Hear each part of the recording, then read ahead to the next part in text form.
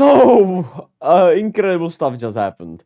The Germany squad upset the United States of America at the FIBA World Cup semifinals, and it was a wonderful game. Nice back and forth, really offensive game. Both teams kind of exploded. It was 111 to 113 for Germany, which I mean is probably the highest scoring match of the whole tournament. If we're being completely real here, and just an incredible performance from the Germans. Like I must just say, they played incredibly well. They abused matchups incredibly well, and it went their way. Let me walk you through it a little bit. As of course, the game started off with a back and forth. The Germans got off to a better start than the Americans, which I not sure if I expected, but was a key for the Germans, as they have been a little prone to start the games off trickier, a little slower, which against America could have been a little dangerous, even though Americans themselves have not had the greatest starts to game, to say the least, right?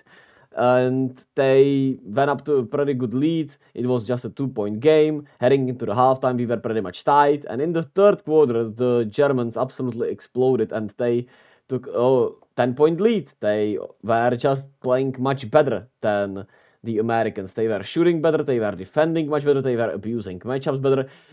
Daniel Theis completely outplayed Jaren Jackson Jr., which was a huge reason for how this game went. They couldn't stop Daniel Theis. He had 21 points on 10 of 15 shooting and 7 rebounds. When you compare it to Jaren Jackson, who had 8 points and 3 rebounds. 3 rebounds as a 7-footer and a center on this team is just plain unacceptable. Jaren Jackson played for some reason still 19 minutes, and I couldn't figure out why. He wasn't great. He just doesn't rebound well. He chases the block way too much, and it costs them from time to time here, because he also just unexpectedly and inexplicably just, violated the FIBA rules multiple times by touching the backboard with his offhand that didn't try to block, and gave 3 points to the German squad. It was bizarre to me, and I thought Bobby Portis could have gotten some more minutes. I know his defense isn't ideal, but he brings more energy, the better energy, and he might even be a better shooter than Jaren Jackson, right? And certainly at least an adequate rebounder as him. And I just felt like he needed to get a little more minutes. Maybe even try a Volker Kessler, man. Brandon Ingram was, of course, out today because of some injury. I'm not sure what it actually was. I'm pretty sure they said something. I can't say it. I'll put it on the screen when I'm editing this, but hope he's doing all right. It's rough. I'm not sure if it was respiratory or not, but I think I read something like that. It will be on the screen for sure, but it's sad, man. Sad for Brandon Ingram. Just a nightmare FIBA World Cup for him in all ways possible, man. So hope he's doing all right. Nonetheless, Paolo didn't shoot the ball well also. 6, 2, and 3. Wasn't great. 17 minutes played. Didn't do well enough defensively also, but still played better than Jaren Jackson in my opinion. Josh Hart shot the ball well. Did a little bit of everything, but still didn't defend well. They were getting, I would say, outpowered by the German squad. The Germans were more physical. They were hunting for matchups, especially down the stretch. And they, of course, shot lights out, man. The Americans shot 12 of 25 from the 3-point range, while Germans shot 13 of 30, which is not better, but they had more timely 3-point shots, I would say. And they also got way easier to the basket. There were so many easy layups they got, because Dennis Schroeder, of course, is the elite speed, elite first step. And they were playing really uptight on him. I know he has been shooting the ball really well in this tournament, but still, I think you live and die with him shooting those 3 balls rather than letting him penetrate so easily and creating for himself and for others by this way, right? Johannes Voigtman, a big man also for the German squad, 14 plus minus, 7 rebounds, 5 assists, 6 points in 17 minutes. Pretty much outplayed all the big men in the US squad. And also, of course, the inexperience showed for the US squad because of some of the foul issues, some of the bad shots taken. Anthony Edwards was trying to be a hero, which, to be fair, it was his role kind of here, and they anointed him kind of the Kobe of the squad, right? So He had a chance to tie it with a 3-pointer with like 2 minutes to go.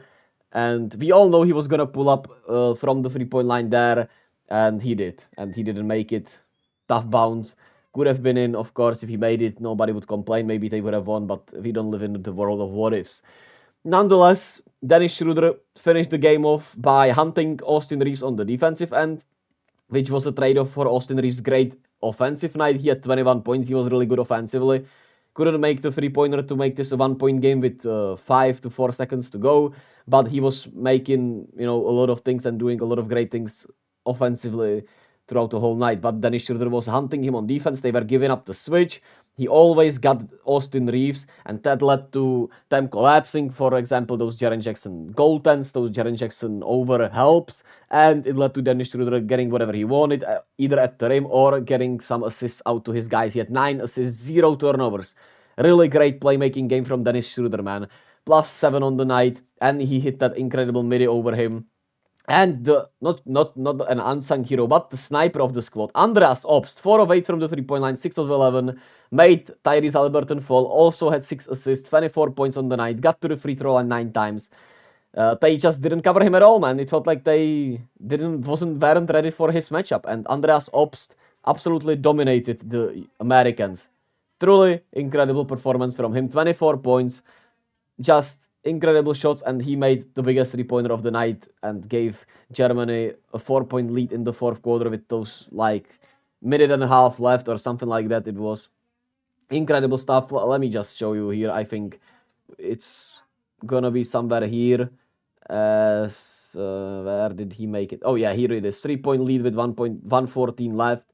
Incredible stuff. Incredible step back, as you can see. And that's it. As we all predicted, USA will be playing Canada for the bronze medal. Yeah. As once again for the US, I thought we, the Americans needed less Jaren Jackson, in my opinion. But also the roster was fairly limited on the front court players, which, to be fair, that's what Steve Kerr loves, right? Warriors fans know that very well. And I would have liked to see a little more Bobby Portis, maybe, man. A little less Jalen Brunson also. He wasn't bad offensively at all. He had 15.7 assists, but I feel like his size defensively limited the US, and Tyrese Haliburton was just simply playing better than him throughout the whole tournament. Mikal Bridges played 32 minutes. I don't know, maybe a little... I don't know. He wasn't great defensively as you needed him to be. He wasn't ready for the physicality. He simply is just too thin, it seems like, and he wasn't navigating screens well throughout this whole tournament. But the US, of course, still can get the bronze medal on Sunday against Canada, as you can see, at 10:30 my local time, which means for Americans it's gonna be like 4:30. Most of them around that time at early morning, late night, however you want to call it, and the gold medal match between Germany and Serbia later on for me at 14:40, which is great. I can wait for that. And then you have NFL Sunday, man. Beautiful Sunday ahead of us. As for, of course, the other opponent, Serbia beat Canada, which looked tired, man. Canada just looked tired. And Serbia just was aggressive, was playing with confidence, started going at them early, and play with much more passion and energy, and it just snowballed. Bogdanovic has been awesome. 23 points, 4 rebounds, 3 assists, 3-level scorer, man. 8 of 12 from the field. Incredible performance from him. Ognjen Dobric was sensational. Marko Guduric was great. Alexa Avramovic was great. Nikola Milutinov was great. I really liked how Jovic played. Davidovac played. I mean, literally everyone played really well for them. There were some mislapses defensively, and they fouled a little too much, but also that's Canada's strength a little bit. Shai Gilgeous-Alexander had probably one of his worst games of the tournament. He still had 9 assists, 15 points, but he didn't get, enough shot attempts up. He was in foul trouble very early on. He had 3 fouls in the first half, which didn't help them at all. And nobody was really, making timely shots. Dylan Brooks, once again, also in foul trouble. 16 points still. He had some timely shots. Kelly Olynyk couldn't make timely shots. RJ Barrett was really good offensively, 23 points, but they were getting blown by fairly easily, and their defense wasn't cohesive overall. And they just they just they just they just didn't have it, man. I feel like it truly was maybe a little bit of fatigue, and they just couldn't get ahead of them. And it was pretty much a blowout in the fourth quarter, unfortunately. A little disappointing with this one, but nonetheless, really impressive from Serbia. And they'll add Jokic to this at the Olympics. So, and one of the best point guards in Europe. So, who's pretty much, I'm sure, who did he sign for? For OKC? One of the best point guards in Europe. I'm not sure what his name is. You'll see him on the screen. And yeah, that was my quick reaction right after the match. Probably tomorrow we'll do some preview for the final and the third place match, or just talk about this a little more. And some NFL season. I want to try some NFL season stuff. I kinda missed out on the full season prediction, but I would have predicted the Chiefs. I can tell you that much. And yeah, hope you have a blessed day. Be kind to yourself and to others. Love, choose love always. And I'll catch you all tomorrow. Yes, sir.